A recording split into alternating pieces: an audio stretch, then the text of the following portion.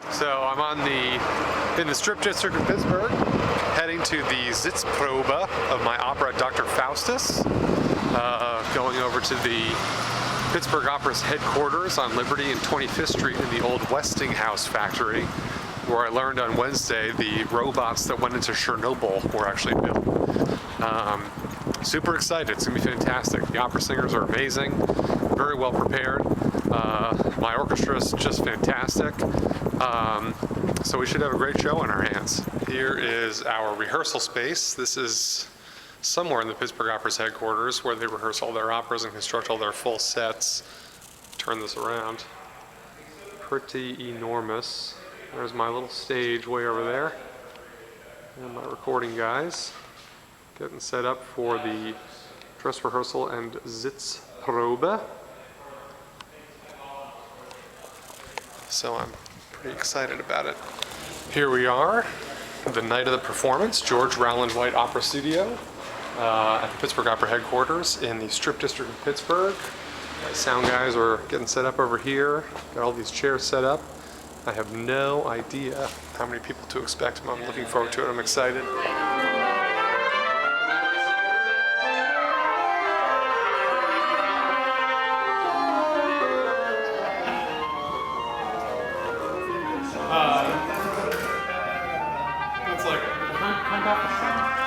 Getting warmed up.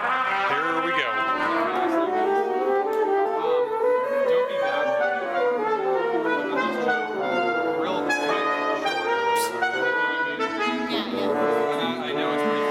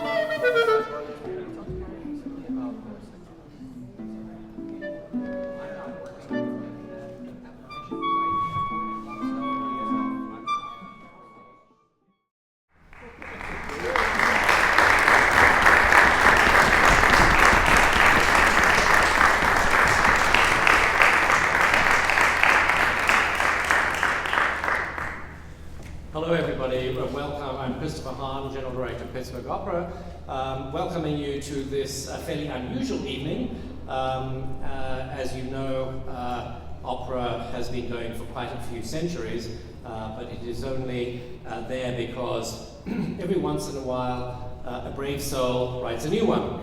And so we're very delighted this evening to host this event. We all know how incredibly difficult it is for composers to get their works seen or heard, and so we want to be part of this. So we're delighted to have invited our resident artists to participate, and I know it's going to be a fascinating evening. This is obviously a work in progress, so we're all here to experience and explore part of this work for the first time. And so I'm very delighted to introduce Christian, who will talk more about the project. So thank you so much for coming, Christian. Thank you.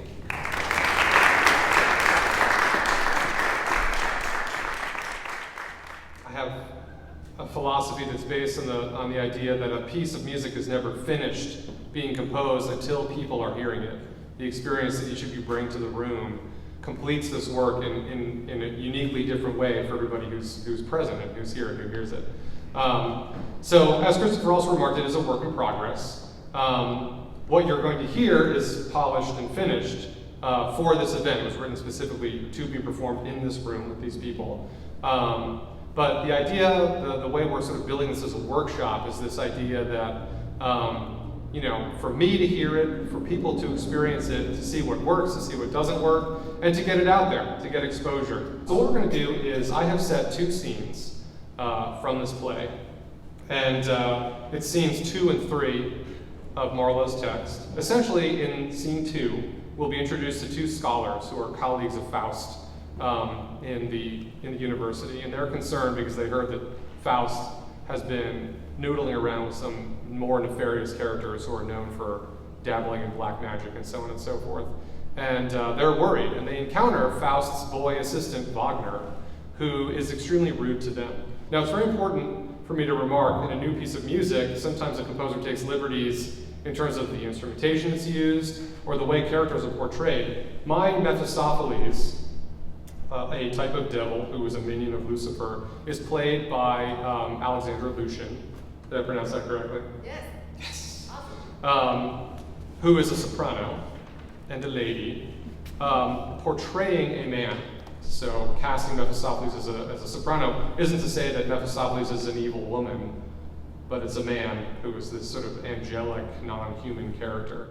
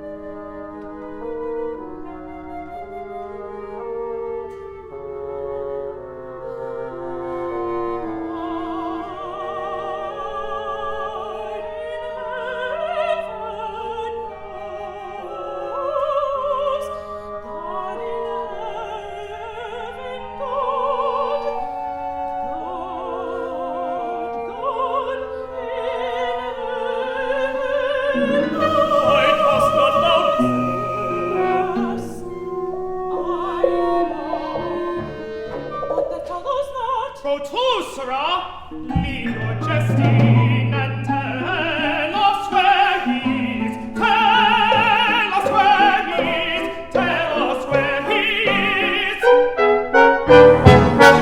That follows not necessary by force of argument that you, being sentient, should stand upon.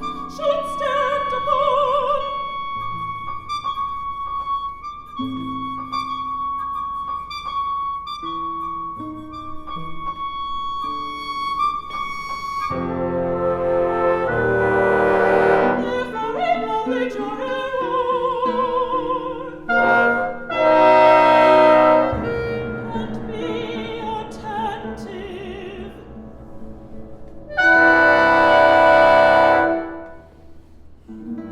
Well, you will not tell us.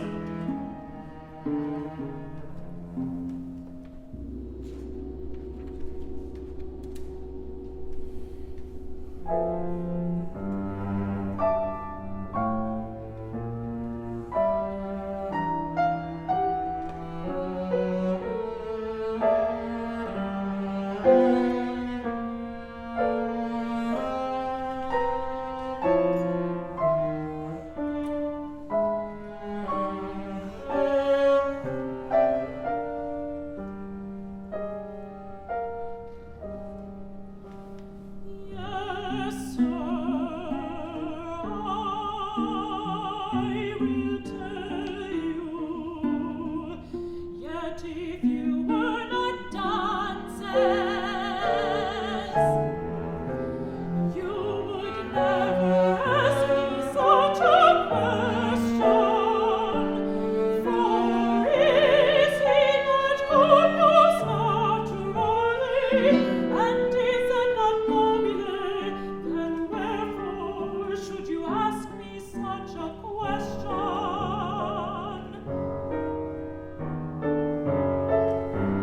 But that I am by nature phlegmatic, so to wrath and prone to lechery.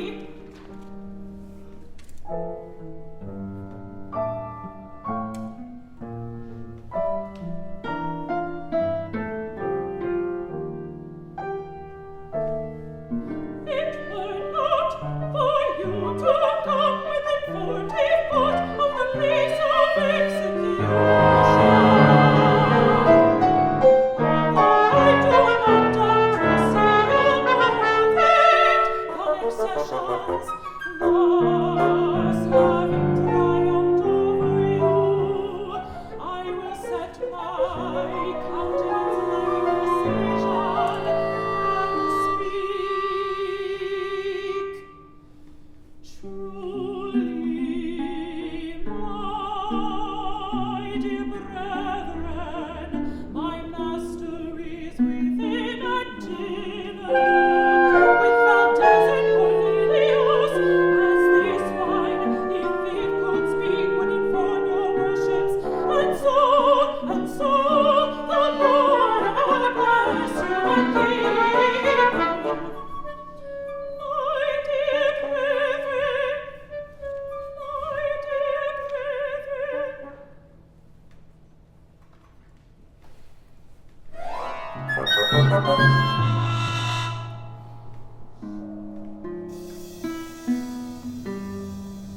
Nay, then, I fear he is fallen into that damned art for which they are too infamous through the world. Were he a stranger and not allied to me, yet I should grieve for him. But come, let us go and inform the rector, and see if he by his grave counsel can reclaim him.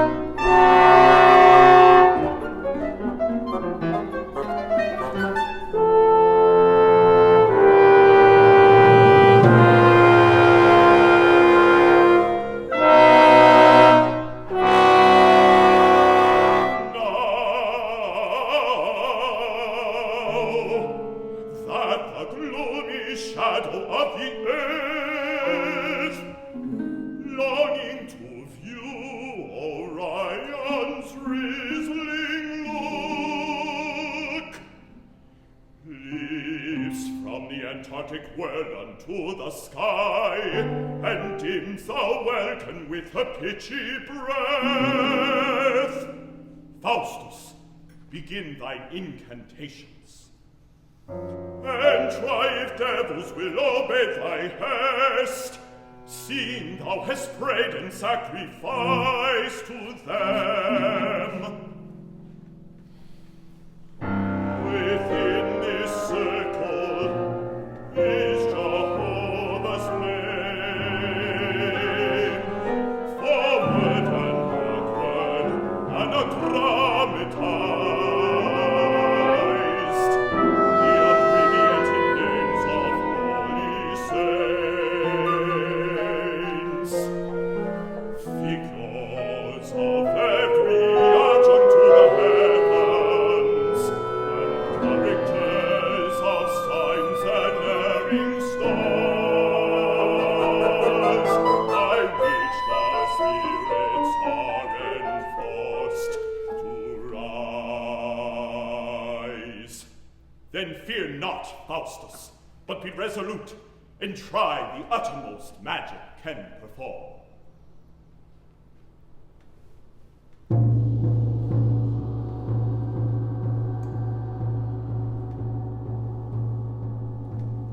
Sint mihi Dei acrerontis propiti, valiat nomen triplex Jehove. Igni, aere, aquetan, spiritus salvete, orientis princips Beelzebub, inferni ardentis monarca, et immortorum propitiamus vos. Ota paret, exorgat Mephistopheles, quod numeraris,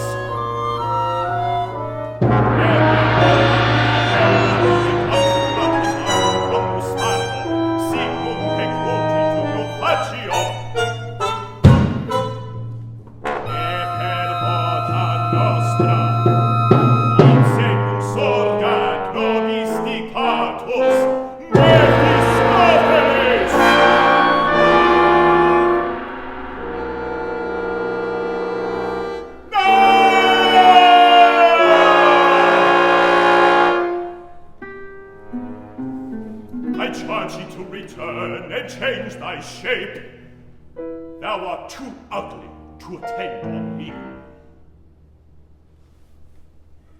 Go and return, an old Franciscan friar.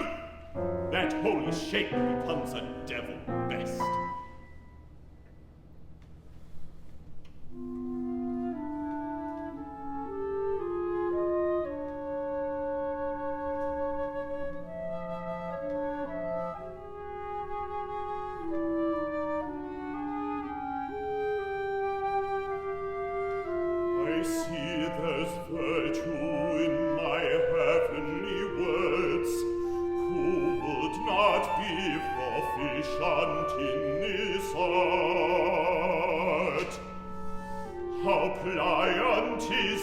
Mephistopheles, full of obedience and humility,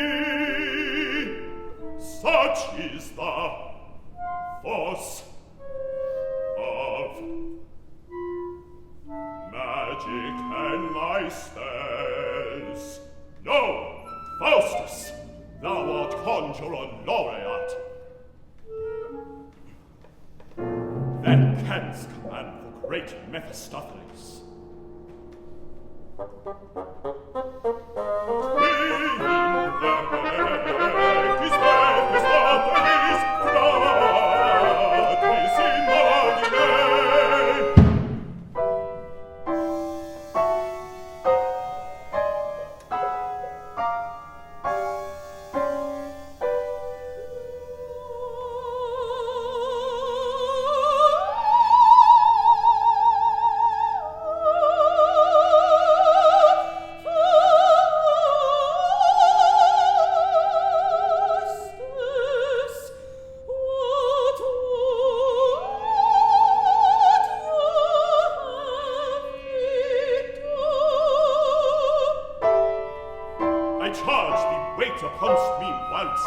live, to do whatever Faustus shall command, be it make the moon drop from her sphere, or the ocean to overwhelm the world.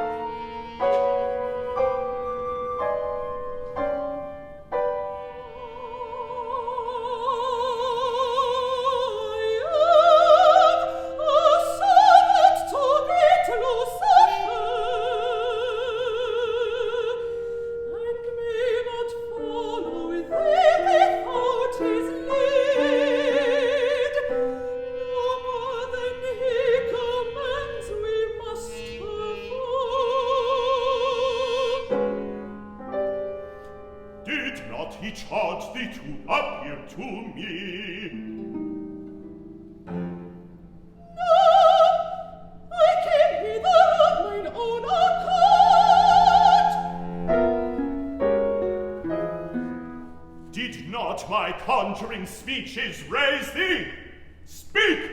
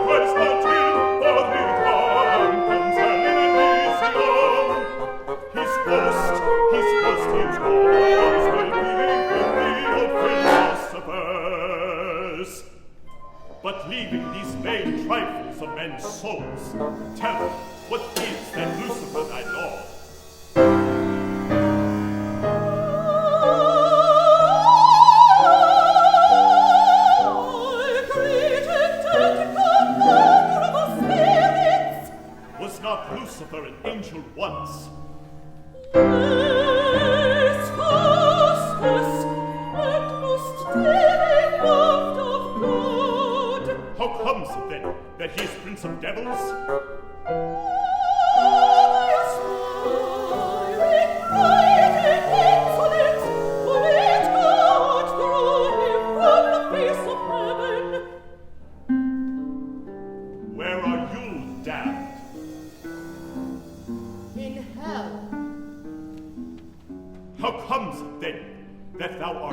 this hell?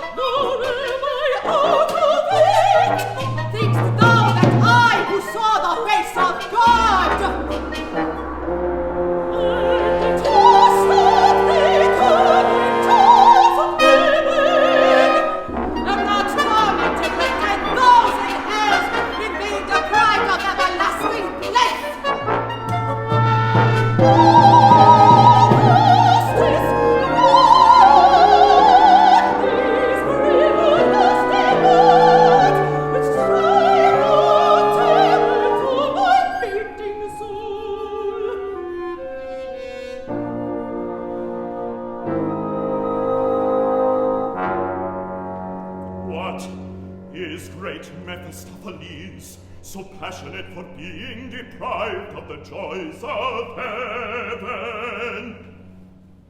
Learn thou of Faustus' manly fortitude, and scorn these joys that ever shall possess. Oh,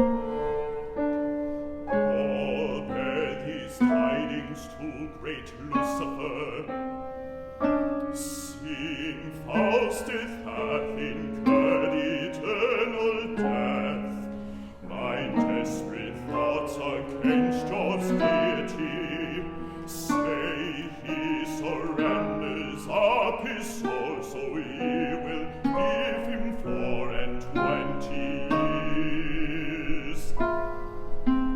Having thee ever to attend on me, to give me whatsoever I shall ask, to tell me whatsoever I demand.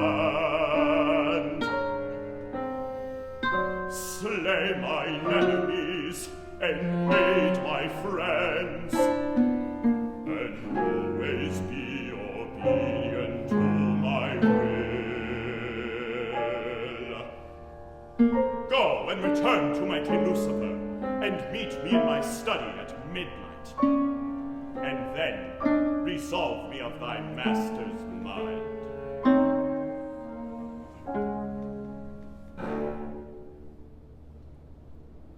I will, Faustus.